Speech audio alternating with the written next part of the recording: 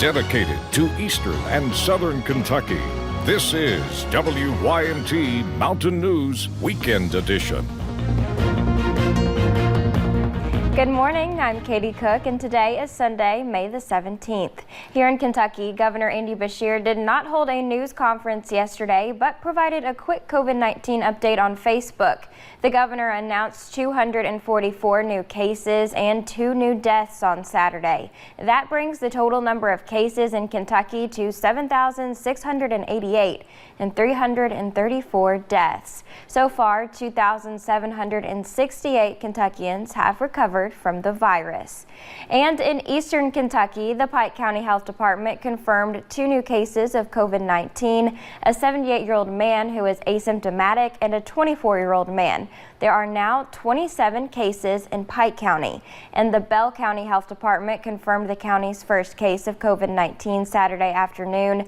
In a news release, they said a young boy has tested positive for the virus, and the mother of the boy who tested positive said her son is asymptomatic.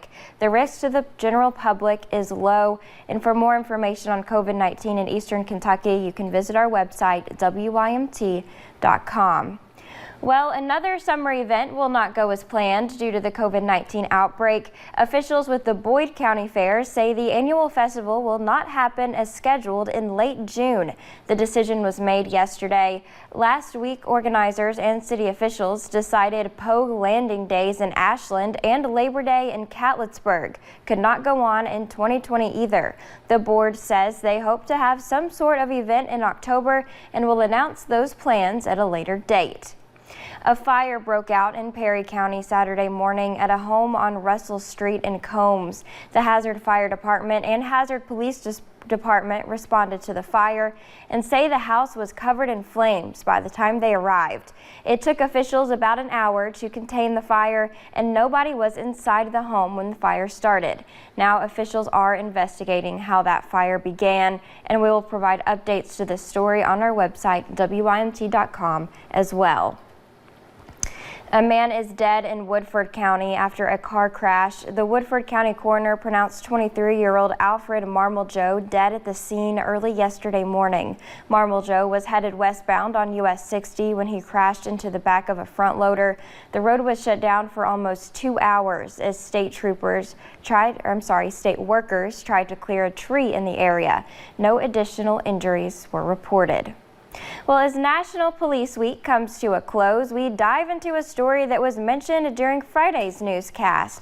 Saturday marked 91 years since Pikeville police officer Alonzo "Lon" Robinson was shot and killed in the line of duty.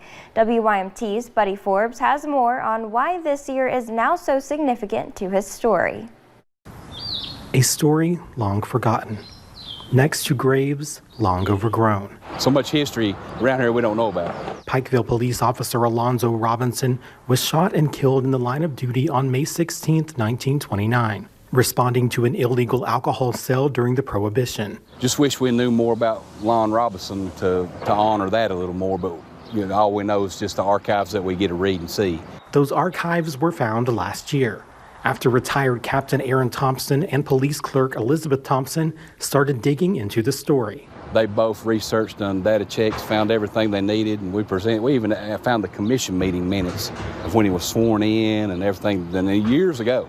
With a goal to have Robinson's name added to the National Memorial, where Officer Scotty Hamilton's name was etched last year. We didn't live it, didn't see no part of it, but we still want to honor it and still remember it because, Scotty, of course, he died fighting a drug war, and, back in that day, Lon died fighting an alcohol war. This year, on the 91st anniversary of Robinson's death, they accomplished just that.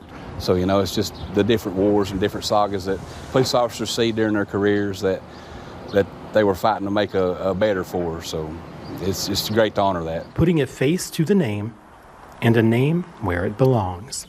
In Pike County, Buddy Forbes, WYMT Mountain News.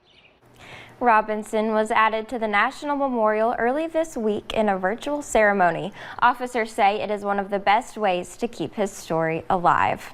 Now let's check in with meteorologist Brooke Marshall for a look at your forecast this morning. Brooke, it was another pretty morning out there. Are we going to see those summer-like conditions again today? Yeah, we're going to see very similar conditions to what we saw yesterday, Katie. So if you thought yesterday was nice, today's going to be nice. I'm looking too. forward to it. But let me take you to some of these current... I know, I am too. I'm really looking forward to this nice weather, and we're going to need to be able to get out and enjoy it because we got some rain chances coming in later tomorrow. But let me take you to some of these current conditions so I can show you just how nice it is outside. If you look out at our WYMT studio camera, you can see those beautiful conditions there. I mean, you can see just dry conditions and that sun just starting to pop out from behind the clouds there, and these temperatures are already on the warmer side as well. A lot of us are in those upper to mid 60s this morning. A few of us, such as in Harlan and Middlesboro, a little bit cooler. They're still in the 50s, but pretty much everyone else is in those 60s, and we're going to see these winds. All right, now they're coming out of the southeast, and they're only going to shift more to the south by later today, so that's really going to be bringing up all this nice warm air and really letting us warm up today. So like I said with Katie, it's going to be so nice today. We're going to get into those mid 80s today, so you'll definitely want to be able to get out and enjoy it. Katie? All right, Brooke, thank you. Well, we've seen people get creative during the pandemic in a number of ways. One Lexington gym owner made a major change to keep his business alive while also keeping people active. Olivia Russell shows us how he's taking healthy at home to a new level. Gyms are closed, but working out is still legal. When we're exercising, we're in a better mood, we're feeling good. And first and foremost, with COVID, it allows our immune system to be on 100. That's why Wildcat Mobile Gym is hitting the streets. It's an idea DeMarcus Lewis brought to life after his own gym hit a roadblock. And with no one coming in the door, it just wasn't going to cut it. So we needed to come up with something a little bit more inventive. Lewis packs up his equipment and takes the bus to driveways, empty parking lots, and open fields, places with plenty of space.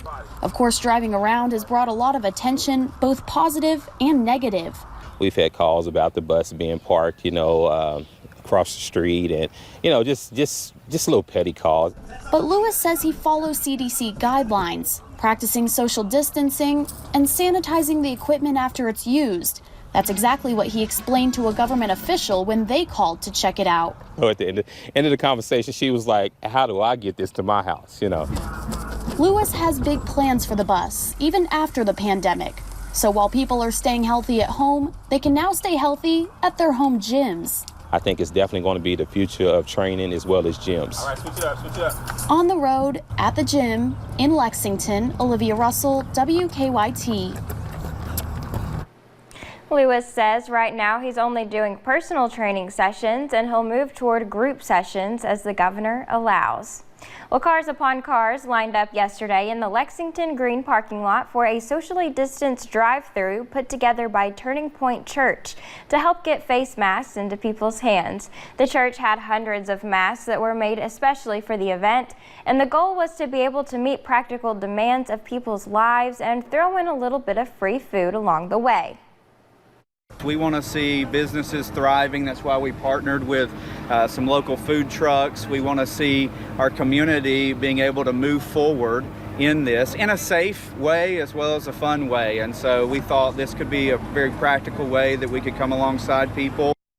Doran says that Turning Point will continue to meet online until they can come together again. The church has pastors available any day to fulfill prayer requests. North and South Laurel High Schools held a parade for their graduating seniors yesterday. WYMT's Dakota Makris joined in on the fun and has more from students about why that day was so special.